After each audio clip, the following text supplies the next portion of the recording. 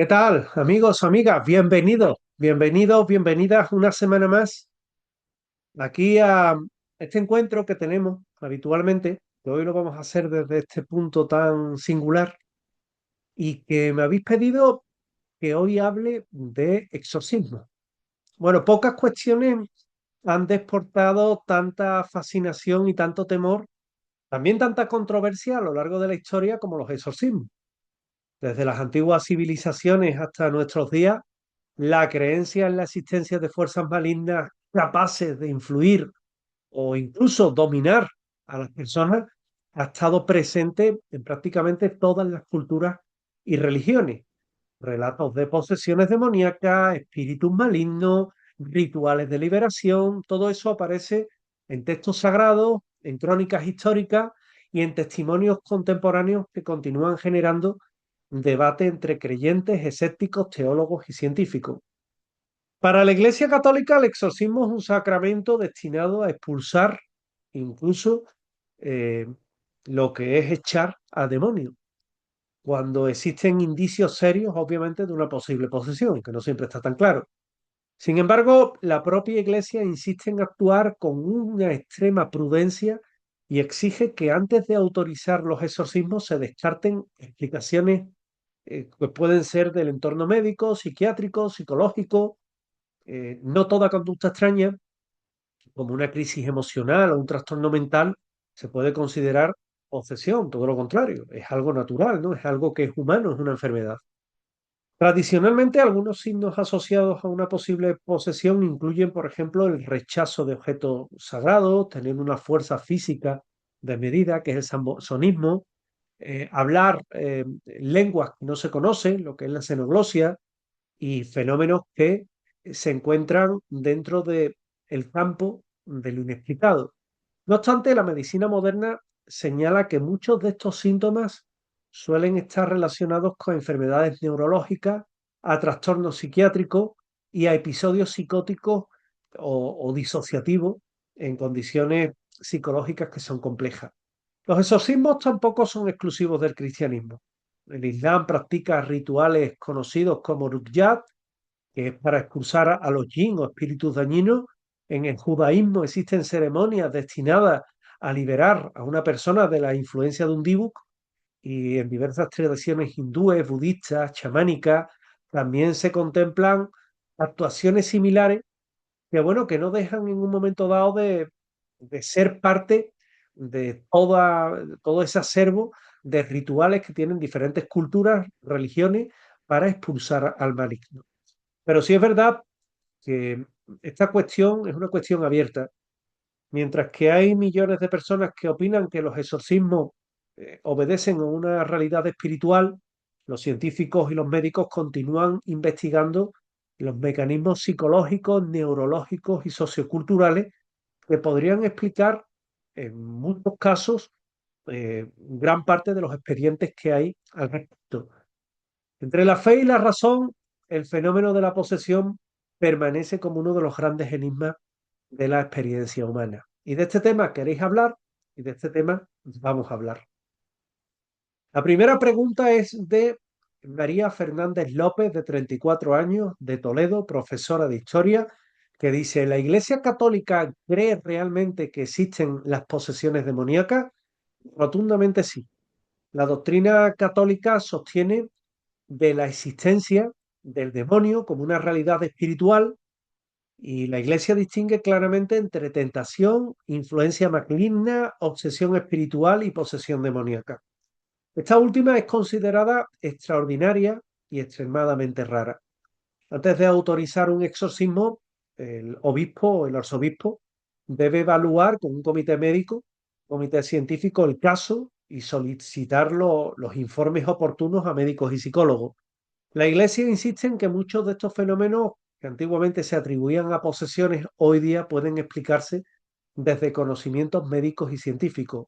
Por ello, los exorcismos autorizados son mucho menos frecuentes de lo que suele demostrar el cine. Pero bueno, están y existen. Javier Morales Ruiz, 42 años, de Sevilla, abogado. ¿Cuáles son las señales que podrían indicar una posesión?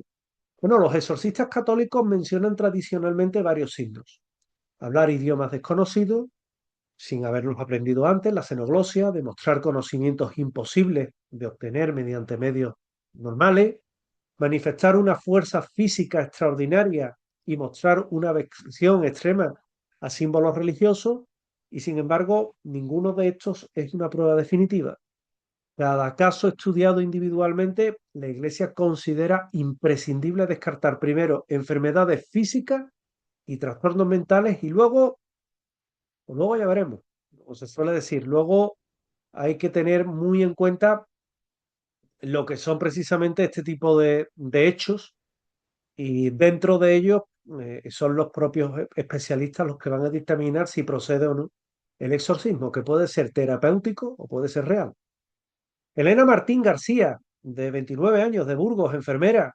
¿Qué opina la medicina sobre los casos de posesión? Bueno, la medicina moderna suele interpretar la mayoría de los supuestos casos de posesión como manifestaciones de trastornos neurológicos o psiquiátricos. Enfermedades como la esquizofrenia, ciertos trastornos disociativos, epilepsias complejas, depresiones graves o estados psicóticos que pueden provocar comportamientos tradicionalmente asociados a posesiones, que no lo son. Se le da esa explicación. Y los especialistas consideran que muchos testimonios responden a procesos psicológicos reales, aunque no necesariamente sobrenaturales. Ricardo Sánchez Vega, de 51 años, Valladolid, ingeniero. ¿Cómo se realiza un exorcismo católico? Bueno, es un ritual que sigue un procedimiento establecido oficialmente. El sacerdote autorizado recita las oraciones específicas, hay una lectura bíblica, hay una lucha que no es el exorcismo en sí para que el poseso diga el nombre, mientras que no se sepa el nombre, no se puede hacer nada, y está dirigida a ordenar al supuesto espíritu maligno a que abandone a la persona. También puede utilizar agua bendita, crucifijos, reliquias, y el objetivo principal es invocar a la autoridad de Dios y no establecer una confrontación personal entre el sacerdote y la entidad, pero muchas veces es lo que suele ocurrir. Laura Pérez Jiménez, de 38 años, Granada, periodista. ¿Hay exorcistas oficiales en la iglesia? Por supuesto, sin lugar a dudas. Cada diócesis y archidiócesis designa sacerdotes especializados para esta labor. Todas la tienen, ¿eh? Y suelen recibir formación teológica, espiritual y conocimientos básicos sobre psicología, salud mental y demás. Y bueno, la iglesia busca en estos sacerdotes que actúen con equilibrio, prudencia, a fin de evitar diagnósticos erróneos. Andrés Castillo Romero, de 47 años, de Valencia, médico, os recuerdo, estamos hablando de exorcismo. ¿Existen pruebas científicas sobre las posesiones? Bueno, hasta la fecha no hay una evidencia científica concluyente que demuestre la existencia de posesiones demoníacas, eso hay que decirlo. Son fenómenos informados que suelen carecer de registros o suelen interpretarse eh, de manera variopinta, pero que sí es verdad que la Iglesia le da importancia y aunque la ciencia trabaja con ello, tratándole de buscar una explicación racional, la Iglesia lo explica como una forma sobrenatural porque es una posesión del demonio. Entonces hay como un choque, ¿no? Sí es verdad que están los informes de los comités científicos, que se supone que deben de llevar ciencia, aunque sea dentro de la Iglesia, que lo afirman, pero esos expedientes son inaccesibles prácticamente. Además, está el secreto de sumario que tienen estas causas, las causas sobre los exorcismos, y hoy día ya la ley de protección de datos. Sonia Delgado Ramos, 25 años, Málaga, estudiante. ¿Puede una persona ser poseída sin saberlo? Según algunos exorcistas, la posesión profunda suele manifestarse mediante alteraciones evidentes del comportamiento. Sin embargo, determinadas corrientes religiosas sostienen que pueden existir influencias espirituales mucho más sutiles. Desde una perspectiva médica, los cambios de conducta suelen tener causas psicológicas, emocionales o neurológicas identificables. Por eso, bueno, la persona también a lo mejor puede quedar poseída, por ejemplo, algo que es muy recurrente por hacer una ouija, que tiene la leyenda negra, ¿no? Y sin saberlo puede ser poseída, pero sí va a dar muestras de esa posesión a medida que pase el tiempo, eso es inexcusable. Manuel Ortega Prieto, de 63 años, de Salamanca, jubilado. ¿Qué diferencia entre una posesión y una enfermedad mental? Bueno, la principal diferencia radica en la interpretación del origen. La psiquiatría atribuye los síntomas a procesos biológicos, psicológicos o sociales. La posesión, en cambio, se considera una intervención de naturaleza espiritual, precisamente porque los síntomas pueden ser similares. La Iglesia es cuando exige evaluaciones médicas previas. Entonces, hay que diferenciar muy bien y estar muy seguro porque no se puede tildar la primera persona que diga que está poseída como una posesión. Posiblemente lo que tenga es una enfermedad mental, pero para eso tiene que haber un proceso médico, psiquiátrico, muy perfecto, muy exacto, que determine realmente lo que le pasa a la persona. Cristina Navarro Gil, 31 años, de Zaragoza, psicóloga. ¿Por qué tantas culturas creen en espíritus malignos? Bueno, ahí me voy a la antropología y es que se considera que la creencia sobre espíritus y entidades invisibles malignas han servido históricamente para explicar fenómenos incomprensibles, enfermedades o incluso comportamientos extraños. Y esas creencias también proporcionan marcos culturales para afrontar el sufrimiento y la incertidumbre. Pedro Herrera Fuentes, de 44 años, de Córdoba, empresario, que pregunta, ¿existen exorcismos fuera del cristianismo? Sí, lo explicaba en la introducción. En el Islam está el Ruqyat, que consiste en recitaciones coránicas. En el judaísmo existen ceremonias relacionadas con los vivos. Y hay tradiciones hinduistas y budistas que emplean mantras y rituales específicos para convertir y combatir las influencias negativas. A lo mejor en estas dos últimas no es tanto una posesión, pero sí son influencias negativas. Marta Gómez Serrano, de 27 años, de León, veterinaria. ¿Los animales pueden ser poseídos? Bueno, no hay o no existe una posesión universal, una posición universal sobre este tema. La Iglesia Católica se centra simplemente en las personas. Hay relatos que mencionan a animales afectados por fuerzas malignas, pero carecen de a ver cómo lo explico yo, de un reconocimiento doctrinal formal y suelen interpretarse de muchas maneras, ¿no? Anomalías en el comportamiento del animal, tema conductual del animal, se le dan un montón de explicaciones. Alberto Ruiz Molina, de 56 años, de Alicante, profesor. ¿Los exorcismos son peligrosos? Claro que pueden serlo, claro que sí. Y sin una supervisión adecuada, mucho peor. En diferentes países se han documentado personas con enfermedades mentales, como el exorcismo de Emily Rose, que no recibieron el tratamiento adecuado y que incluso murieron. El exorcismo de Emily Rose, Anneliese Mitchell, es un caso de ello. Por ello hay que colaborar entre profesionales. También que los sacerdotes den su visión, ¿no? Pero los médicos son los que tienen que dictaminar qué le pasa a la persona. Y cuando ya no se ha encontrado ninguna respuesta, a lo mejor, oye, los sacerdotes llevan razón, pero antes siempre recurrir a la ciencia y a la medicina. Teresa Molina Vega, de 36 años, de Murcia, trabajadora social. ¿Qué casos famosos de exorcismos existen? Bueno, hay muchos, ¿no? Aparte de que hay exorcistas que son muy conocidos, como por ejemplo el Gabriel Amor, en el caso el exorcismo en el Vaticano, ¿verdad? Sí nos vamos a encontrar igualmente que hay también exorcistas como el padre Fortea. En este caso, bueno, pues te diré que entre los casos más conocidos figura el caso de una joven alemana, como comentaba antes, en 1970, Anneliese Mitchell, que sufrió de un exorcismo y acabó con su vida, ¿no? Y luego en muchas películas, bueno, el caso de la película El Exorcista es real, ¿no? Es el caso que en lugar de ser de una niña, es un niño y es el que queda poseído, ¿no? Pero es un caso que es un caso real, que se basa en hechos reales y que bueno, que es interesante de saber y es un caso interesante en un momento dado de saber que detrás de todo ello hay una realidad, ¿no? Una realidad que es interesante y hay una realidad que bueno, yo te diría, ¿por qué no?